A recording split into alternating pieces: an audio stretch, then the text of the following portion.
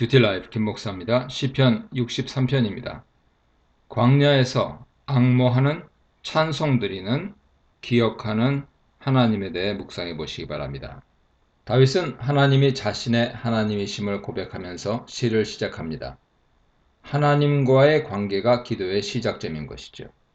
그렇다면 다윗과 하나님 관계는 어떤 관계입니까? 우리가 시편 63편에서 찾아내야 할 주제가 바로 그것입니다. 다윗은 물이 없어서 마르고 지치는 땅에서 하나님을 갈망한다 묘사합니다. 이런 모습은 매우 충격적이죠. 광야에서는 물을 갈망하게 되는데 다윗은 오히려 하나님을 갈망하고 있습니다. 광야에서 생명을 유지하는 방법은 물을 찾는 것이 아니라 오히려 하나님을 찾고 그분을 사모하는 것임을 말하고 있습니다. 어떻게 이런 신앙이 가능할까요? 다윗은 2절부터 이러한 신앙의 이유를 풀어갑니다. 다윗은 자신의 과거 신앙을 회상합니다. 비록 지금은 광야에서 원수에게 쫓기고 있으나 과거에 자신과 함께 하셨던 주님이 지금도 자신과 함께 하심을 믿고 기대하는 것이죠. 다윗이 회상하는 과거의 모습이란 하나님의 영광과 권능을 보기 위해 성소에서 하나님을 바라보았던 모습입니다. 즉 예루살렘에서 제사를 통해 하나님께 예배드리던 모습인 것이죠. 이렇게 과거에 하나님께 제사로 예배드리던 모습을 회상하면서 다윗은 매우 중요한 한 단어를 떠올립니다. 바로 하나님의 헤세드, 인자하심입니다. 인자하심은 사무엘하 7장 8절 이하에 나오는 다윗 언약의 결론부 단어입니다. 개역개정에는 은총으로 번역되어 있는데 원어는 헤세드, 인자입니다. 다윗 언약에서 인자하심은 다윗 언약의 영원함을 가리키죠.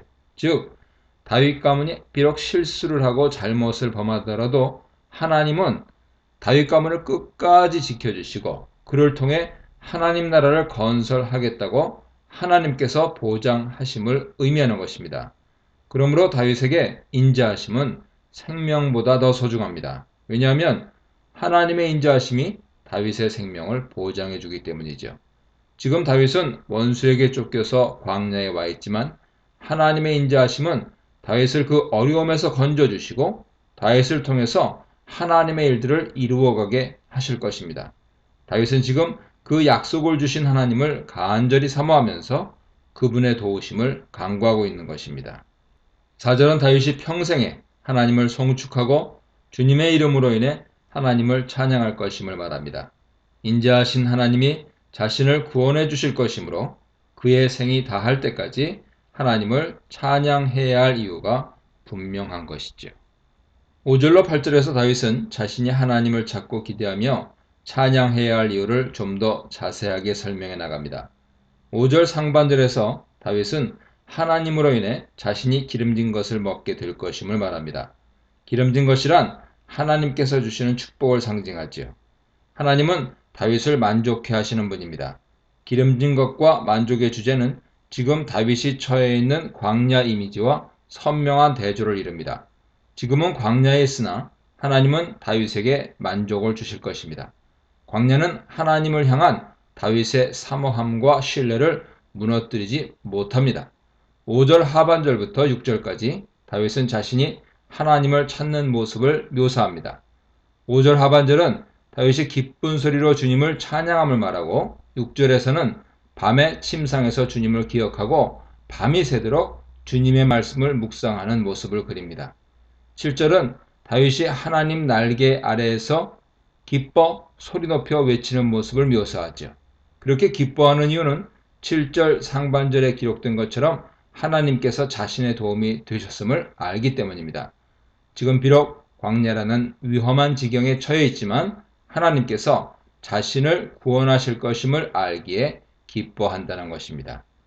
5절로 7절에서 다윗이 기뻐하면서 찬양하는 모습은 광야라는 주제와 전혀 어울리지 않습니다.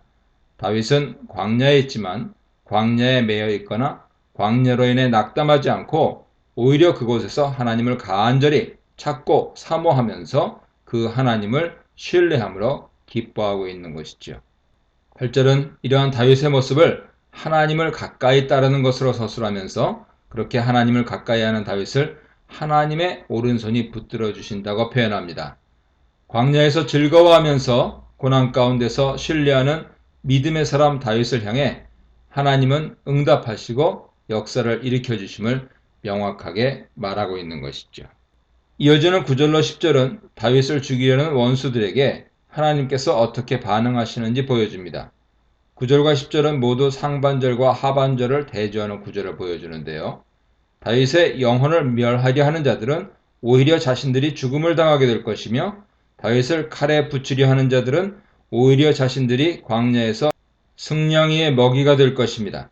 지금은 광야에서 다윗이 죽게 될 것처럼 보이는 상황이지만 모든 일들은 새롭게 전환되어서 오히려 다윗은 살아나고 대적들이 죽게 될 것임을 말하는 것입니다. 광야는 죽음의 땅이 아니라 죽음을 이기는 땅입니다. 그 전환점은 하나님의 인자하심을 기억하고 주님을 기대하면서 찬양하는 신앙인 것이죠. 11절은 63편의 결론으로 1절에서 제기한 문제들에 대해서 해답을 제공합니다.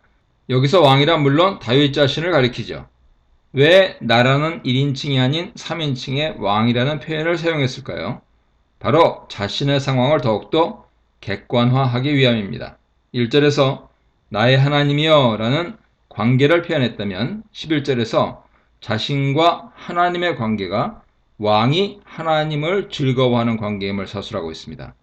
광야에서조차 하나님을 기대하고 신뢰하고 즐거워한다면 하나님의 구원이 임하게 될 것이라는 사실을 매우 객관적인 관점에서 담담하고 진실하게 그리고 또렷하게 드러내고 있는 것이죠. 11절 하반절은 의인과 악인을 대조합니다.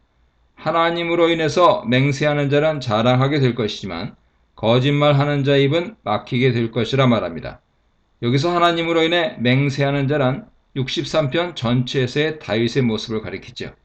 하나님을 신뢰하고 그의 인자하심을 기대하는 자는 하나님으로 인하여 자랑하게 될 것입니다. 그러나 거짓말하는 자, 즉 하나님의 인자하심을 기억하지 않고 자신과의 약속을 저버리는 자는 그 입이 막히게 될 것입니다.